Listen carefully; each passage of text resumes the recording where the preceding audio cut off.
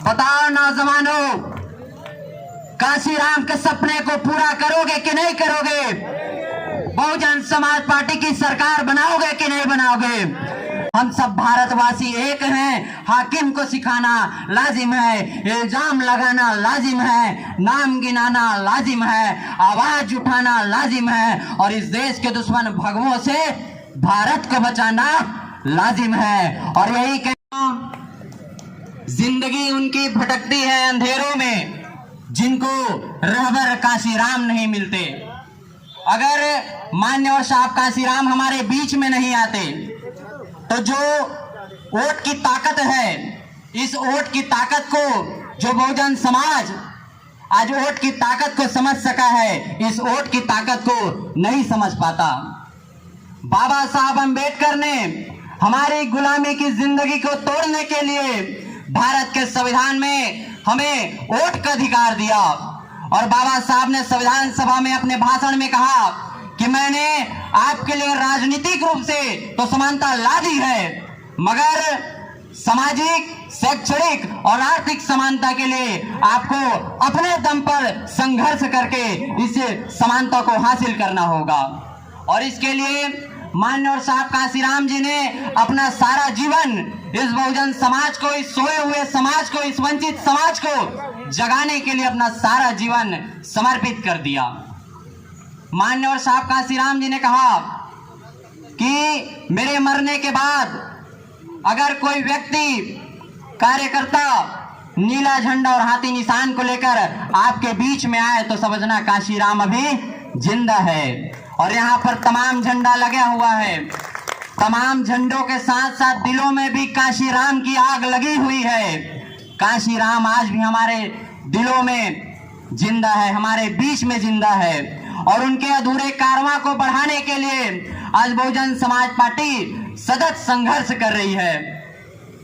बाबा साहब अंबेडकर ने जो ख्वाब देखा, उस ख्वाब के लिए, जो हमारे संत गुरु ने जो ख्वाब देखा, उस ख्वाब के लिए, समानता के लिए, हमारे मान सम्मान के लिए, हमारे शिक्षा, स्वास्थ्य, रोजगार के लिए मान्यवर साहब काशीराम जी ने अपनी कुर्बानी दे दी। और इस बहुजन समाज को उन्होंने जीते जी उत्तर प्रदेश में 4 बार शासनकर्ता जमात बनाकर यह साबित कर दिया कि ब्राह्मणवाद के खिलाफ अगर कोई विचारधारा यहाँ टिक सकती है तो अम्बेडकरवाद की विचारधारा टिक सकती है। और मान्यवर साहब काशीराम जी ने कहा कि मैंने ऐसी विचारधारा की, ऐसी कर दिया है कि आने वाले हजारों साल तक कोई भी अम्बेडकरवाद को इस भारत की सरजमी से कोई खत्म नहीं कर सकता।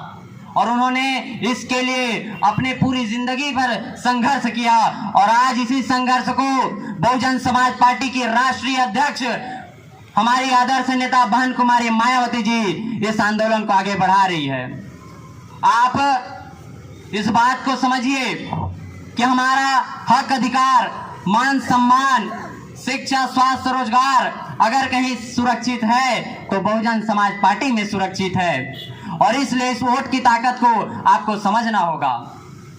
इस वोट की ताकत को मैं आपके सामने एक कहानी के रूप में रखना चाहता हूं। एक व्यक्ति था, वो व्यक्ति कुश्ती करना चाहता था, पहलवानी करना चाहता था, लेकिन सड़क दुर्घटना में उसकी एक पैर टूट गई। वो बहुत रोया कि अब मैं पहलवानी नहीं कर पाऊंगा, क्योंकि पहलवानी के लिए दोनों पैर जरूरी होते हैं। फिर उसके एक साथी ने कहा कि भाई आप एक बार जाकर तो देखिए, हो सकता है कोच है वो आपको ले ले। वो व्यक्ति उस जो अपाहिज है उसको लेकर एक पहलवान के पास जाता है और कहता है कि भाई हमें कुश्ती सीखनी है। तो कोच कहता है कि ठीक है, मैं आपको कुश्ती सिखा दूंगा। वो साल भर उसको प्रैक्टिस कराता है और जब लड़ाई लड़ने की बारी आती है वो व्यक्ति जाता है लड़ने, और जब वो जाता है तो हर बार वो हार जाता है, हर बार वो हार जाता है। लोग पूछते हैं कि आप हार क्यों रहे हो? तो जो विकलांग व्यक्ति रहता है, जिसने ट्रेनिंग ली रहती है, वो कहता है कि मेरे कोच ने मुझे साल भर कुछ सिखाया ही नहीं है। उसका कोच उसे बुलाता है कि भाई ठीक है, मैंने आपको सारी चीज नहीं सिखाई, लेकिन मैंने कुछ तो सिखाया होगा। अगर आप उसी ट्रिक को अपना लो तो फिर जाता है वो ग्राउंड में, वो विकलांग व्यक्ति, और एक पैर से वो व्यक्ति जाकर वहां लड़ाई लड़ता है, कुश्ती लड़ता है, और एक पैर का व्यक्ति वो जीत जाता है। कारण ये रहता है कि उसके कोच ने उसे एक ऐसी ट्रिक सिखाई थी कि उसका तोड़ उसके दूसरे पैर में होता है। जिसका दो पैर होता वो सामने वाला व्यक्ति उस तोड़ को कर लेता, लेकिन उस व्यक्ति के पास सिर्फ एक ही पैर था, और उस ट्रिक की वजह से वो सारे के जितने भी कुश्ती हैं सारे कुश्ती को वो जीत गया। आप धरना प्रदर्शन कीजिए, आप आंदोलन करिए, आप भूख हड़ताल करिए, आप आत्मदाह करिए, आपको जो करना है करिए, लेकिन इससे आपका भला होने वाला नहीं है, बल्कि भला होगा आपके वोट से। अगर आपने वोट दिया हाथी पर, अगर आपने वोट दिया इस नीले झंडे हाथी निशान पर, तो तलवार की धार से और मिसाइल की रफ्तार से भी अगर इस यहाँ पर कोई ताकतवर है तो वो ये वोट की ताकत है। इसलिए हमारे पास कोई वो ट्रिक है कि हम ब्राह्मणवाद का सर्वनाश कर सकते हैं, तो हमारा वोट का अधिकार है, जिसके लिए बाबा साहब अंबेडकर ने अपना सारा जीवन संघर्ष में लगा दिया। आज देश में ब्राह्मणवाद है, और इसी छत्तीसगढ़ के सरजमी पर हिंदू राष्ट्र की परिकल्पना के लिए तथाकथित संतों ने पद यात्रा करके और दलितों के घर जाकर खाना खाकर हिंदू राष्ट्र बनाएंगे यह संकल्प ले रहे हैं। और इस हिंदू राष्ट्र को अगर कोई रोक सकता है तो नीला झंडा और हाथी निशान वाले वीर सिपाही इस देश को बचा सकते हैं, और नीला झंडा हाथी निशान वाले ही लोग इस देश के असली वारिस हैं। इसलिए इस देश को बर्बाद होने से अगर कोई बचा सकता है तो नीला झंडा और हाथी निशान वाले हैं। देश में परिस्थिति बदली है, और परिस्थिति के साथ साथ ब्राह्मणवाद आज हावी हो चुका है, और इस ब्राह्मणवाद को खत्म करने का अगर कोई रामबाण इलाज है तो वो आपका वोट है, और इस वोट के साथ साथ आपकी पार्टी है बहुजन समाज पार्टी। अगर आप इस भारत की सरजमी पर मान सम्मान हक अधिकार चाहते हैं, तब आपको ये नीला झंडा और हाथी निशान को अपनाना होगा। एक कविता के माध्यम से अपनी बात रखूंगा और 2 मिनट में अपनी बात खत्म करूंगा कि जब जुल्म हद से बढ़ जाए, एक लौ जलाना लाजिम है। जुल्म, जैसे उत्तर प्रदेश में हमारे समाज की एक बेटी है, उसका अपहरण हुआ, बलात्कार हुआ, और पुलिस और शासन प्रशासन मिलकर रात को 2 बजे मिट्टी तेल डालकर उसको जला दिया गया। कि जब जुल्मते हद से बढ़ जाए एक लौ जलाना लाजिम है, जब हाकिम ही गुमराह करे एक आवाज उठाना लाजिम है, जब कातिल संग ही हाकिम हो, जब लब पे एक पहरा हो, जब सहमी गलियां हो, जब खौफ का आलम गहरा हो, आवाज उठाना लाजिम है, आवाज लगाना लाजिम है। अब देखिए, एक तरफ तो सरकारें बैठकर कहती है कि हम आपका भला कर रहे हैं, लेकिन दूसरे तरफ यही सरकारें जुल्म जाति करे हमारे आरक्षण को काटने का काम कर रही है। तो हाकिम हमें गुमराह कर रहे हैं कि नहीं कर रहे हैं, जो देश के सत्ता में बैठा है।